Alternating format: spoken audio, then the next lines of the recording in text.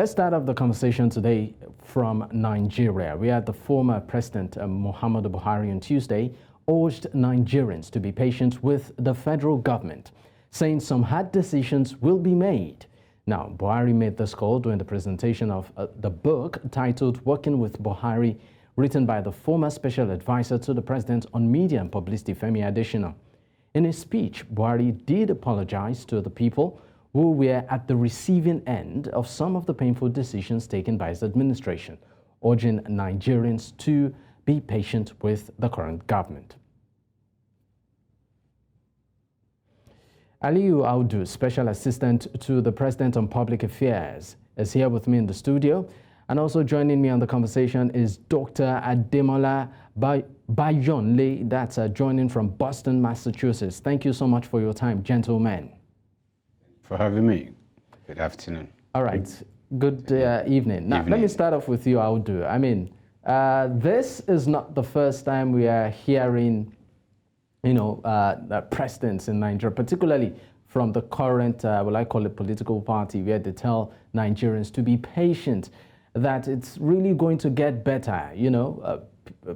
Before pleasure, there is pain, and that Nigerians should expect well, I call it light at the end of the tunnel. Now, to many, this appears to be some sort of rhetoric because we've been hearing this for years, right?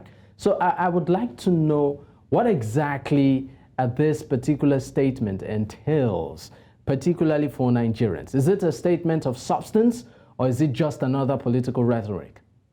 Oh, yes. It's got substance in it. I mean, it's coming from former President Muhammadu Buhari.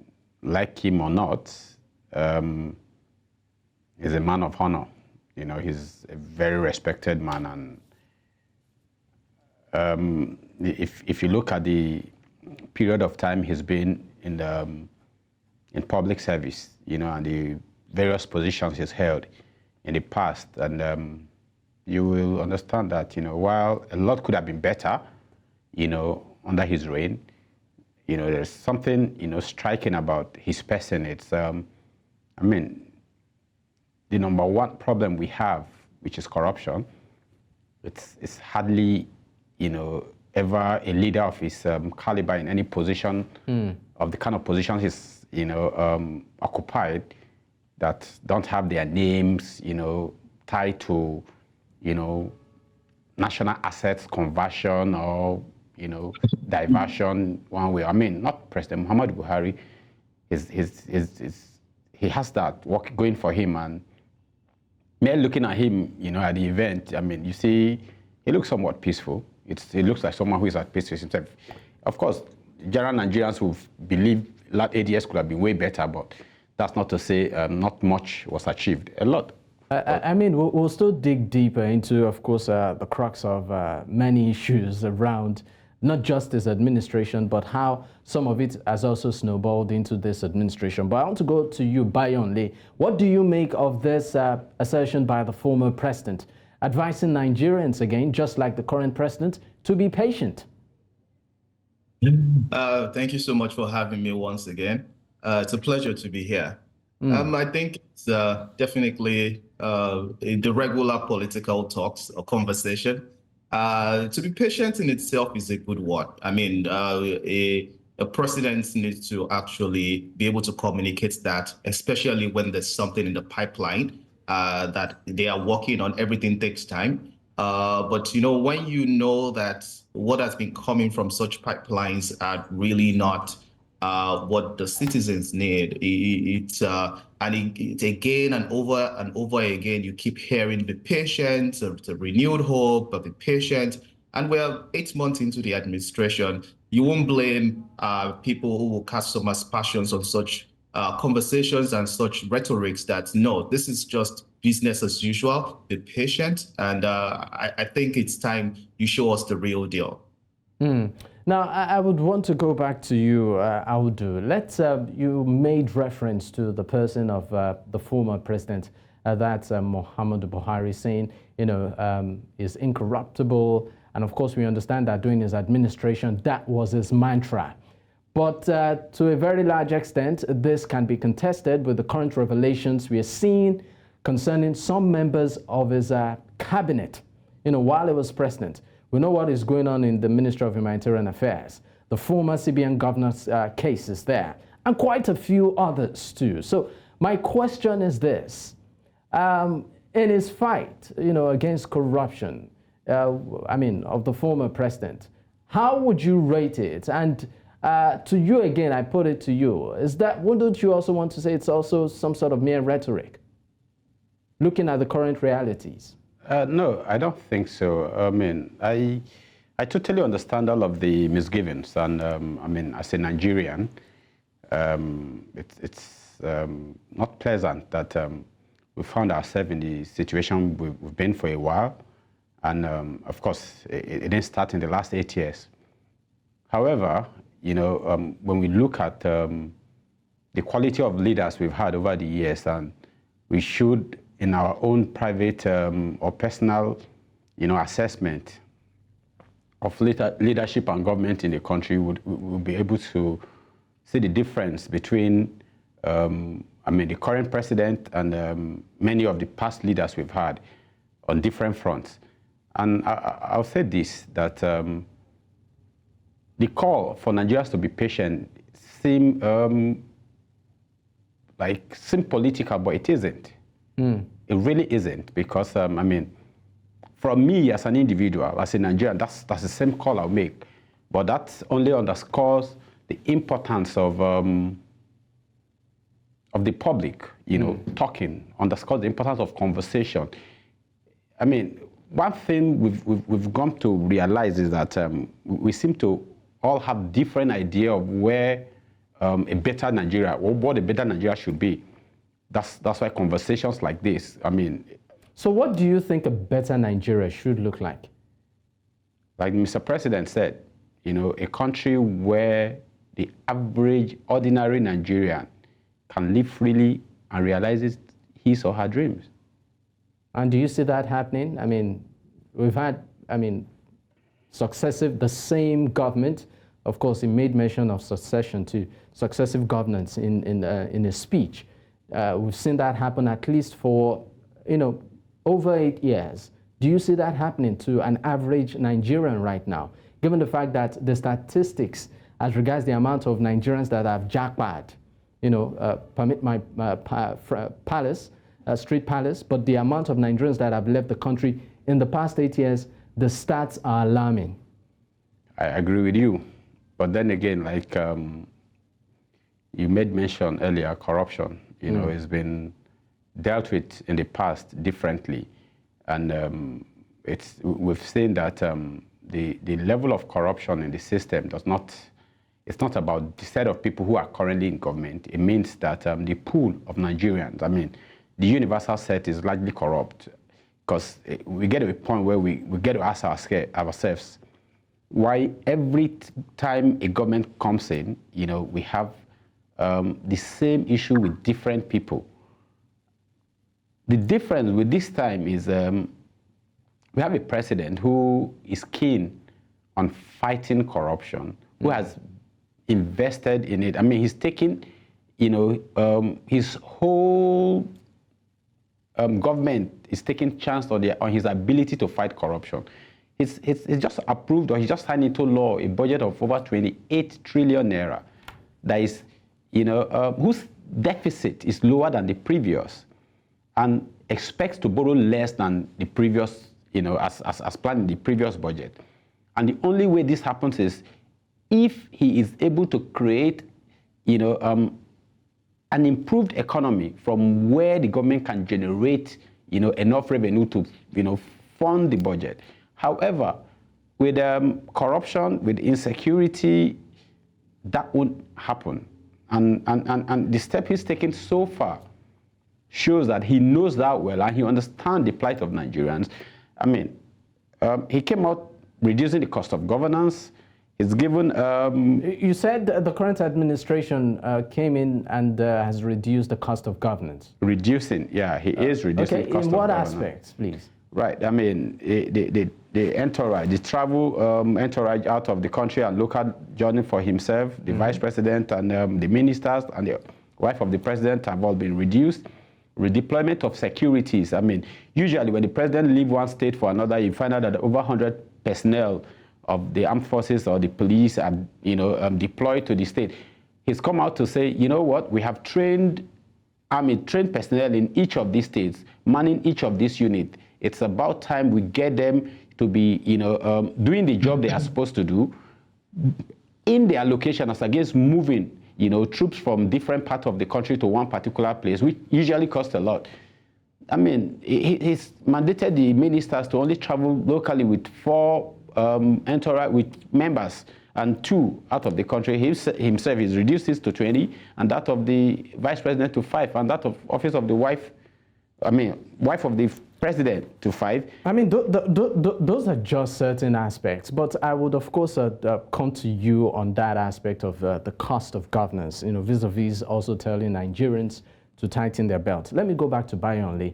Now, Bayonle, let's look at the aspect of when you talk about fiscal policies, the fact that we know that during the former administration, there were certain policies that were introduced, the border was closed, and then that affected local businesses or businesses.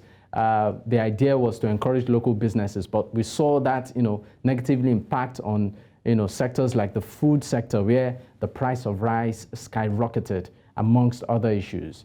And then we've seen the current administration say, you know what, we are open for business. Those bottlenecks have been removed. But is that all to creating that better life for Nigerians?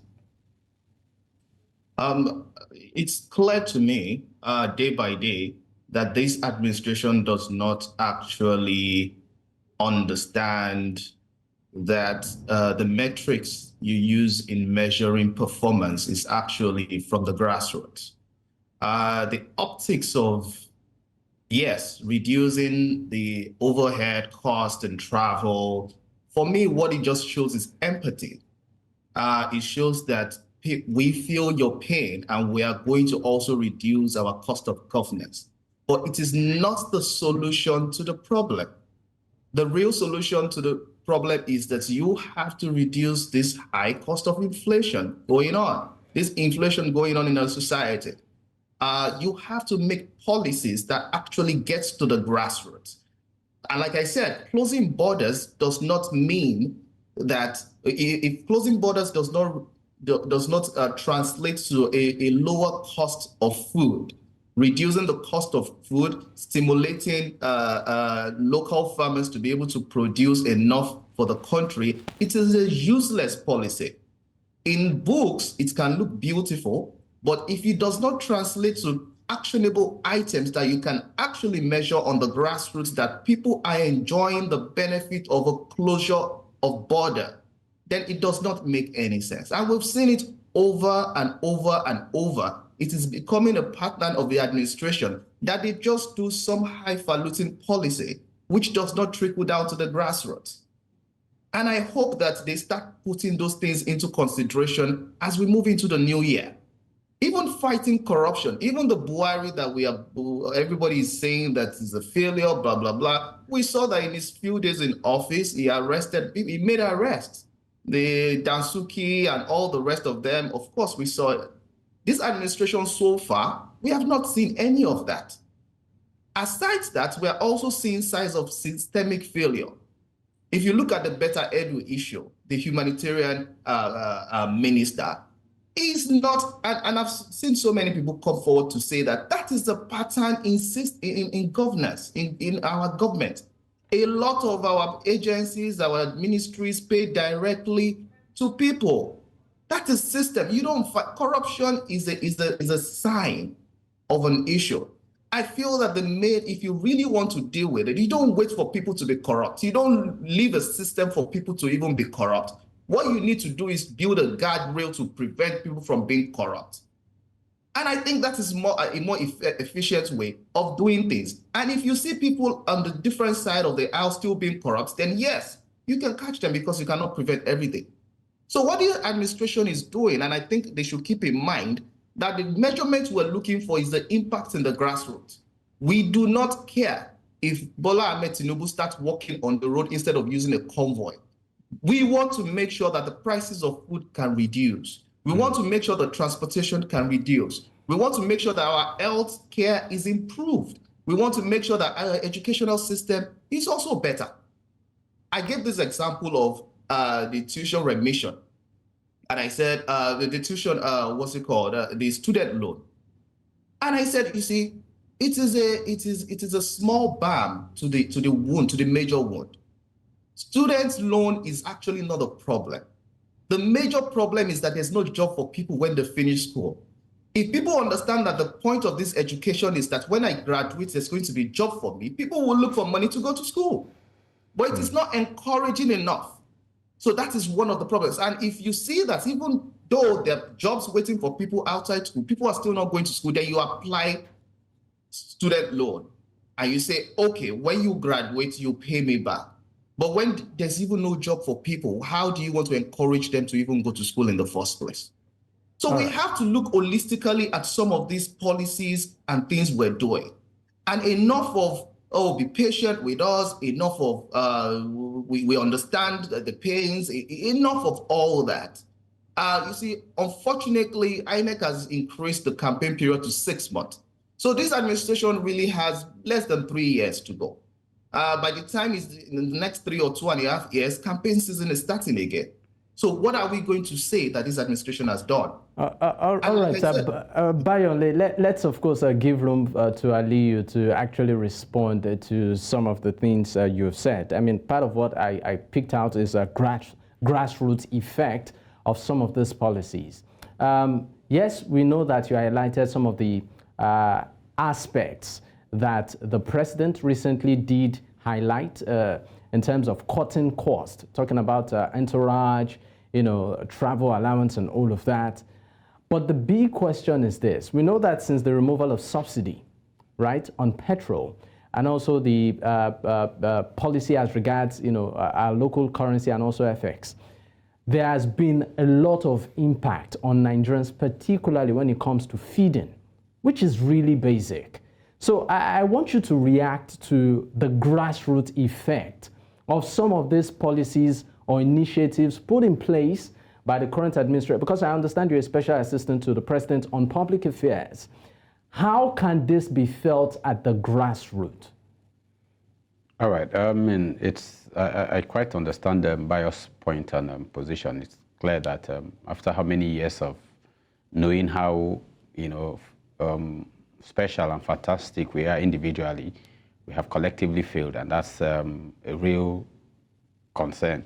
However, we need to understand that the government is responsible for keeping a state, and the value of a society is ultimately decided by a bigger society than the government itself. The better edu scenario situation that he mentioned, it's just one of the many incidents of corruption in public service. It's not the first, but what thing I can say is we have a president who understands, economy, national economy. We currently don't look good, in terms of macroeconomy. We don't look good, in terms of foreign exchange earnings, in terms of production, in terms of creation of services. We don't look good, and all of this is down to a number of reasons. Systemic reason, legal framework, the policies, like he mentioned, the policies so far passed by this administration shows clearly that there is an understanding of what the root cause of these problems are. It's going to take a while. It is easy to go through the symptoms and just try to erase it. They will resurface, which is what we've done basically in the past.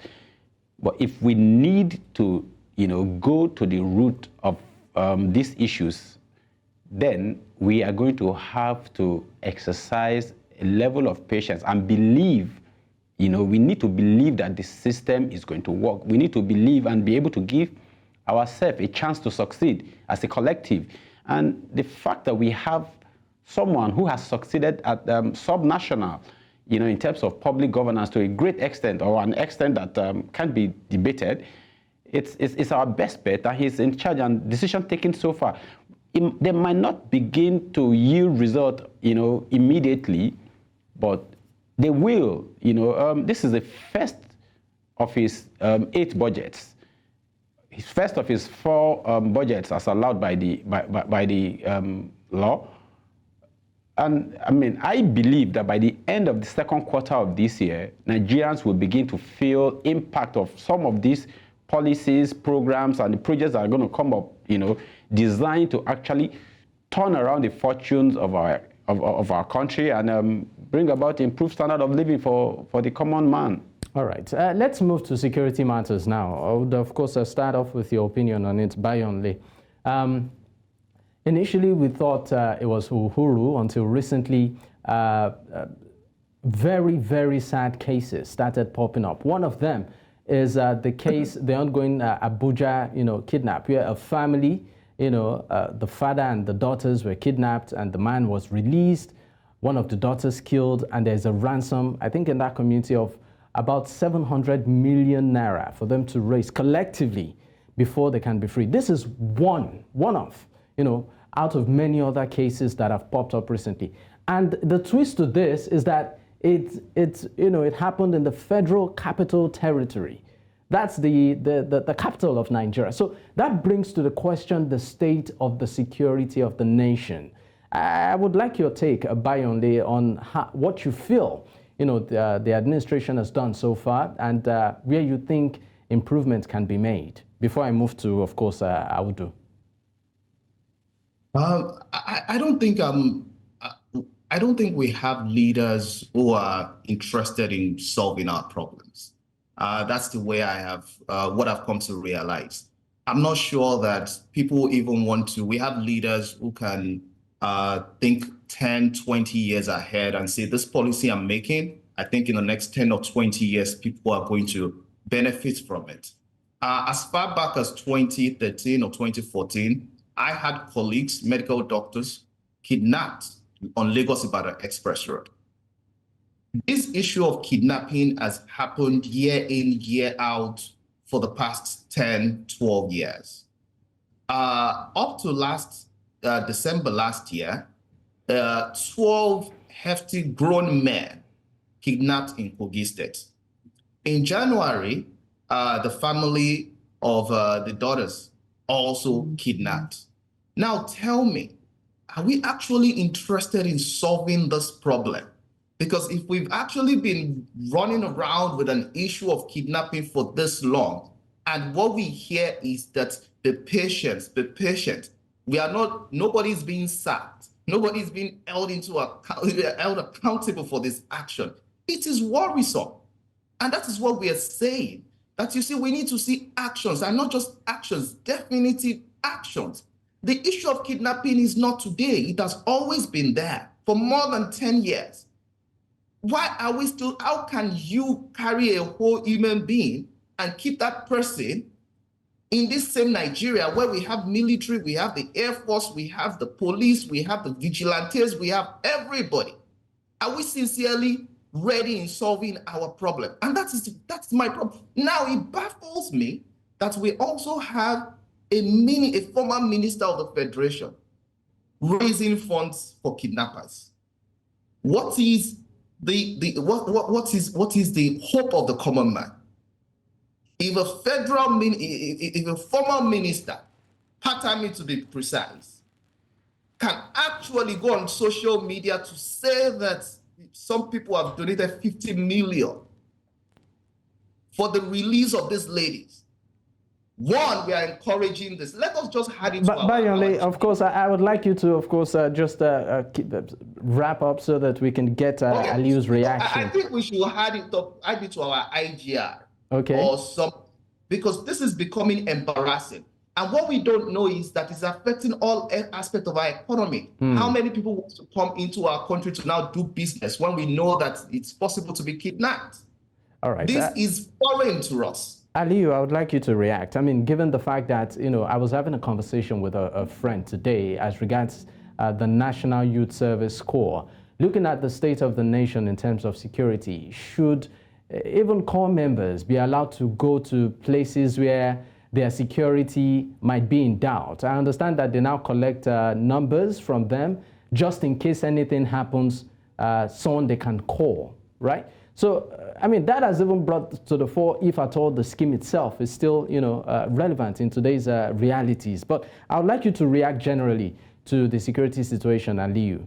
I mean, it's a sad one, and quite frankly, but we need to understand something, that our insecurity isn't just from the failure of the security apparatus. No, we have a lot of social issue, ethnic issue. I mean, there are other non-kinetic approach that should have been adopted from the get-go that were not. I mean, government is continuum, like former President Buhari said yesterday. I mean, even in the developed countries, they still grapple with security issues here and there. That's not to say that there is no need for us to, double our effort on tackling some of these security issues. However, it's important to note that the other issues that are responsible for security, I mean, he said, made mention of this happening about 10, 11 years ago. It means the sector, however unattractive, keep getting supplied of personnel, to take care of that. When there are enough jobs for law-abiding citizens, when there is hope for the average kid or average Nigerian to earn a worthy living legitimately, then, there will be less attraction for all of the ills that we currently have in our society just in the name of money. However, Mr. President has made it known to the service chiefs, and he will not stop until the security issues are addressed. It affects a whole lot of, forget the money being asked to raise. I'm not asking to forget about it, because, people will go online irrespective of whatever position they've held in the past and say what they think, they want to say. It doesn't make it right. It doesn't make their position right. We shouldn't, for the sake of such individual, lose our sense of direction or sense of reasoning. Fact is, we are going to collectively work together to have this. Information is important. If the government and security agencies are going to do their job, the people need to have faith in government. The people need to build trust. Government need to build trust in the people, which is what the essence of improving information and communication with the public is about. We are on the same page. We are on the same team. It is not government versus the people. When the people don't do well, the government doesn't do well. Let's collectively give ourselves a chance to, work together and solve not just security issues and all of the other issues we're faced with as a nation. All right, Aliyu, thank you so much for your contribution. Aliyu Awudu, of course, Special Assistant to the President on Public Affairs, and also Dr. Ademola Bayonde, joining from Boston, Massachusetts. Gentlemen, once again, thank you so much for your time. Thank you for having me. Thank you. All right, we'll go on a quick break. When we return this time around, we will be going to the Democratic Republic of Congo, where there is a story brewing. Stay with us.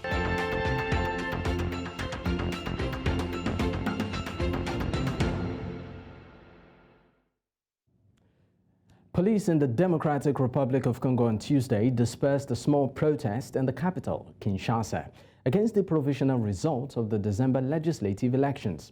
The latest flare-up in tensions over the disputed poll. Now, around 50 supporters of the Movement for the Liberation of the Congo, MLC party, briefly took to the streets on Tuesday morning to dispute the number of seats the party won. They set tyres on fire and chanted slogans critical of the Electoral Commission before the police moved in, beating some participants and arresting others.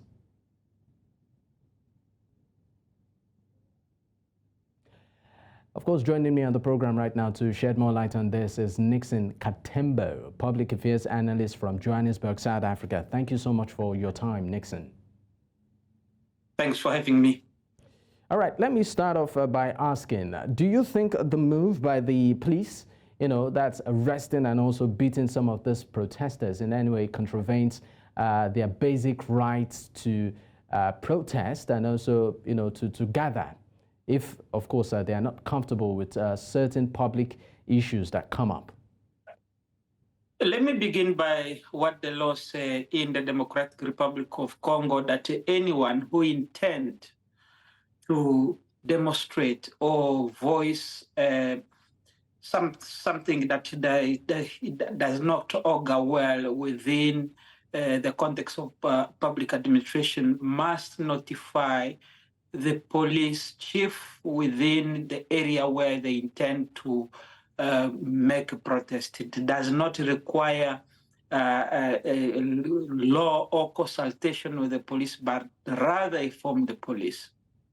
And then you have Article 64 of the Congolese Constitution, which allow the Congolese citizens to voice their concerns on the matters where they feel their rights have been alienated.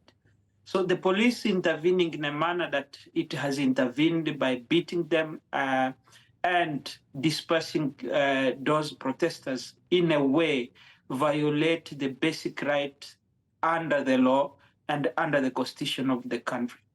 Now, let's look at the crux of the matter, the reason behind the protest. We know that since Congo had its elections, there has been various forms of reaction, particularly from the opposition. Now, in terms of people going about, I mean, you contest for an office, you are not comfortable with the outcome, post-election resolution processes. What are the acceptable, procedures going about it? And do you think that the opposition is actually taking advantage of some of the laid down rules when it comes to post-election matters? Well, I think the opposition is taking its own rule when it comes to election dispute resolution, because according to the electoral law, they had about 7 days or 10 thereabout to go to the constitutional court and challenge whatever results or the outcome thereof that has been declared by the constitution, the Independent Electoral Commission, CENI. For that reason, and no one knows why, the opposition did not go to the court to raise those issues. Do you think it could be as a result of lack of trust in the judicial system? I apologize for interfering, but I just want to know, do you think the reason why the opposition might have just taken the route they took is because they lack faith in the judicial process of the country? But whether you lack faith in the judicial process, there has to be a demonstrable steps to go towards that direction, because if you are going to say you win the elections or you lose the elections, you have to work within the legal framework of the constitution of the country. And I think that's where the opposition perhaps is missing the point, in as much as they might have basic right and perhaps also where they have a possible evidence that have to be demonstrated within the legal system and the framework within which the country have set itself. However, we know politics is done in different ways. This could be somehow a way in delegitimizing the current government by going to the street and demonstrating those in a manner that the opposition have come out. So this is the continuation of politicking, if I might say, on the part of the opposition, but also in a manner that seeks to raise their own concern in a different way. Now let's look at this particular opposition party. That's the Movement for the Liberation of the Congo. Now, we understand that about 50 of their supporters actually did conduct this demonstration. And of course, in the process, some of them were beaten and, arrested. Now, they're actually disputing the number of seats won, by the party at the just concluded polls. But some have also said that how would you rate the, well, I call it public conduct of the party itself? Do you think to a very large extent they're pro-democratic. We know that, of course, the administration of President Felix Tshisekedi too has its own misgivings. But looking at the conduct of many of these opposition parties, for instance, like the MLC, do you think that they truly follow the tenets of democracy? Hessa raised the first point and said that they should have gone through the legal processes within the country. The conduct that in which they are taking themselves to, it opened them to scrutiny and the real intent behind these demonstrations. Whether they have legitimate concerns, I think the conduct has been somehow questionable in a way. I should mention that MLC itself is led by Jean-Pierre Bemba, who is the outgoing defense minister under President Tshisekedi. Whether that will have an impact on the political alliance within the government, that remains to be seen going forward after these demonstrations. However, in my view, and having watched the politics in the DRC, I think this kind of bring forward what is likely to be seen in the coming days within how the setup of the government is going to be coming out under the current president terms. I mean, second term. All right, now let's look at, of course, the administration of President Felix Tshisekedi, particularly when it comes to his performance, when it comes to the economy and also security. We know that DR Congo, for instance, has security issues, particularly around the boundary areas. Do you think the president is doing enough to, number one, connect to the realities of the Congolese people when it comes to their economic needs? And also, is he addressing the security challenges in the country head on? Well, one of the things that put President Tshisekedi at an advantage was perhaps his messaging in a campaign, one that seeks to restore the territorial integrity of the country by addressing the problem by its root, in naming for the first time since 1996, when that country got invaded by Rwanda and Uganda.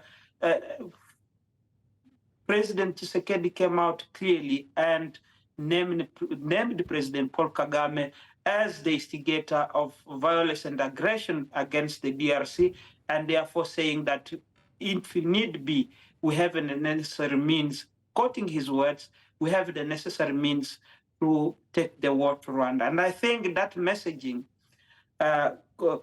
resonated well with the Congolese people. If you analyze the electoral map, much of the electoral support that he got came virtually from the east, where there has been security challenges.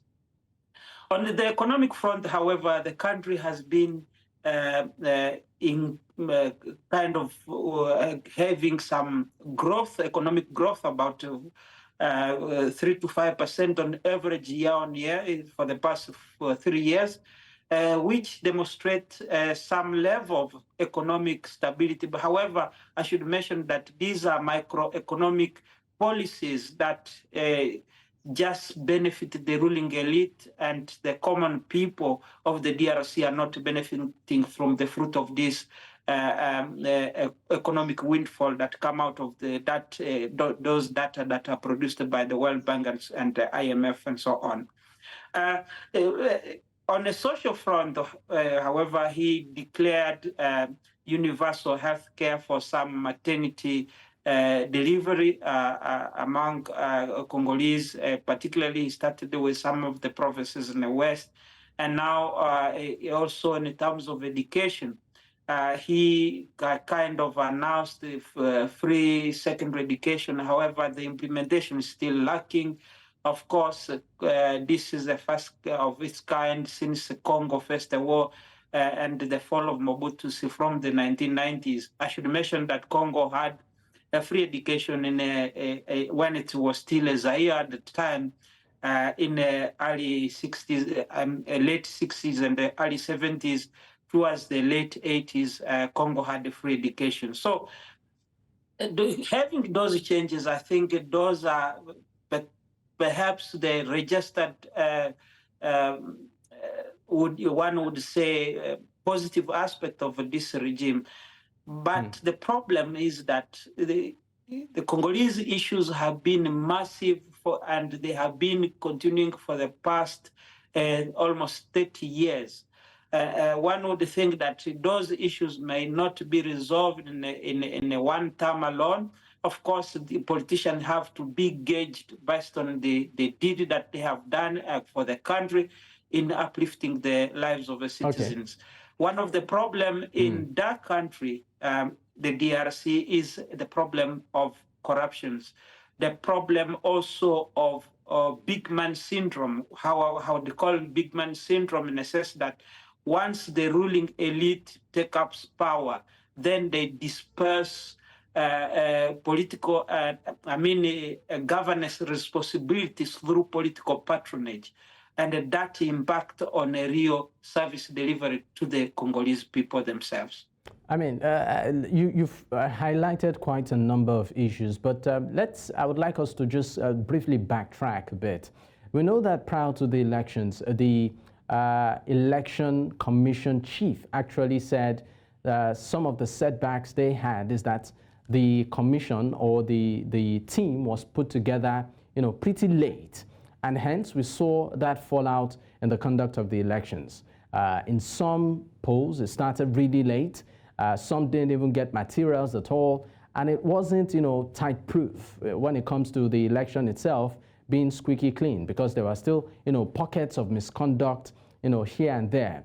And at the end of the day, results still came out. Do you think some of these factors have actually contributed to what we're seeing, particularly when it comes to moves from the opposition? Certainly, there are several factors that one can point out to the DRC elections. I can go on from the beginning of the appointment of electoral commissioners to the purchasing of electoral materials, and one would think of the electronic kits that were used in the elections, and as well as many other factors. But most importantly, also the issue of lack of infrastructure within the country, and I think that had a major impact for a country that lacks basic infrastructure such as road. It is difficult, and one have to look also the geographical landscape of the country. Now, for the opposition to come out in a manner that it has come out, it was perhaps, in my view, expected, in a way that there were several issues that the Congolese Independent Electoral Commission could have done far much better in organizing these elections. And I would say that some of the problems, such as the extension of voting days, are not peculiar to the DRC. I had a chance to observe the election in Zimbabwe, where they too were postponed, extended by another day, given some of the problem related to what exactly has happened in the DRC. So in a way, elections, in my view, should be to gauge temperatures of the political process in the country, and also it demonstrates somehow the political culture within the country going forward, how politicians themselves behave. And for this country in particular, you'd see, again, I go back to the big man syndrome, that some of these politicians, whether in the ruling party, whether in the opposition, some just want their voices to be heard, not necessarily for the benefit of good governance in the country, but rather for their own political future and their own political benefits. All right. Thank you so much for your contribution, Nixon Katembo. Once again, thank you. You're welcome. All right. Now, Nixon is actually a public affairs analyst from Johannesburg, South Africa. Well, that's a wrap on today's episode of the program. And of course, it's important that we state that the opinions of our guests remains theirs and not that of News Central. My name is Dakbo Adigboyi. Bye for now.